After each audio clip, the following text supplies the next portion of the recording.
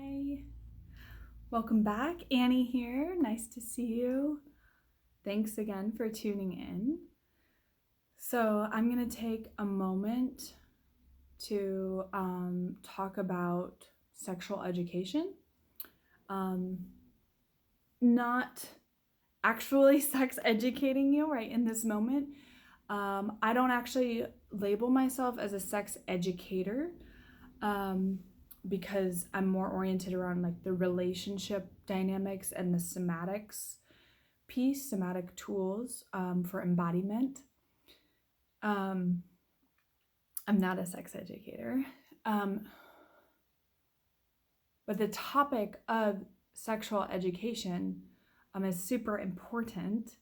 And I just wanted to share a little bit because I just went to the Kinsey Institute in Bloomington, Indiana, and I just had such a good time. And I'm not going to get into the details, but the Kinsey Institute in Indiana is the world's top research institute for sexuality. And researchers there, they study sexuality through behavioral or like biological. And sometimes those things overlap, but that's how research is done. So I just have one message here really, which is sexual education is important and we don't have it enough in our culture. Sex Positive Families is a website. A social worker in Texas created this website. I had the privilege of having a consult with her last year to get support as a foster parent for teenagers. But Sex Positive Families is an awesome resource because it's basically like a clearinghouse of all these different resources, and there's age-appropriate information for anyone, whatever the topic is around sexuality. There is age-appropriate language and age-appropriate resources that you can check out. So, Sex Positive Families. And it's kind of a taboo subject, I guess.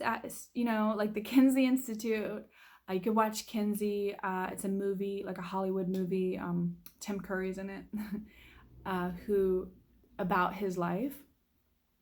So the early 1900s, we're still dealing with some of the same shame, stigma, and false information around sexuality that we were dealing with then, that this scientist starting this research institute was dealing with then. So bizarre to me. I also grew up in this world. I'm living here, like I get it. But it causes harm. So that's why it's important. False information sometimes can cause harm, especially when it's about one of the most personal, intimate aspects of our lives. So this is my distilled important message around sexual education in general. It's important to know still there are 50% or 25 of the 50 states still teach abstinence-only education.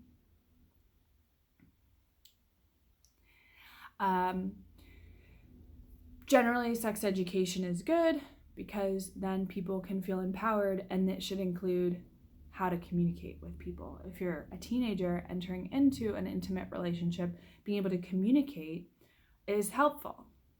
So actually talking about feeling about feelings needs to be incorporated into sex education.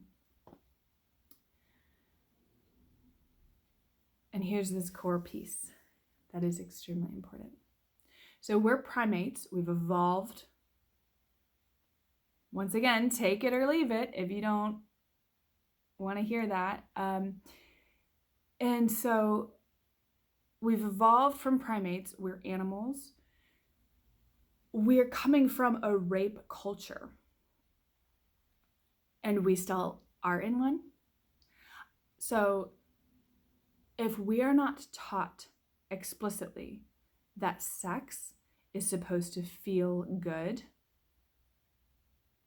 then we are perpetuating rape culture. So, once again, I'm not a sex educator. That's all I got to say about that.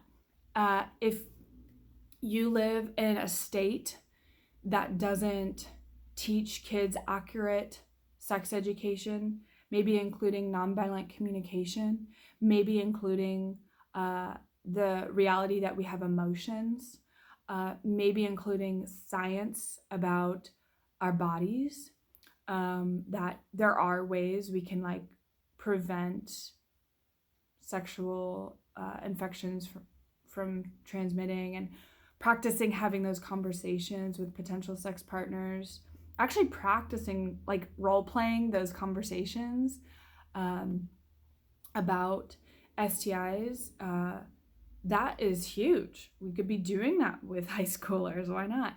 And the sex positive families resource, I highly recommend checking that out. And I just really appreciate you listening to this message and empowering yourself to become educated for the health and pleasure and joy for everybody. We deserve to have access to that, and we deserve to have access to safety, and we deserve to have access to just feeling good and not stigmatized around basic things. I really appreciate your time, and I hope you have a good day.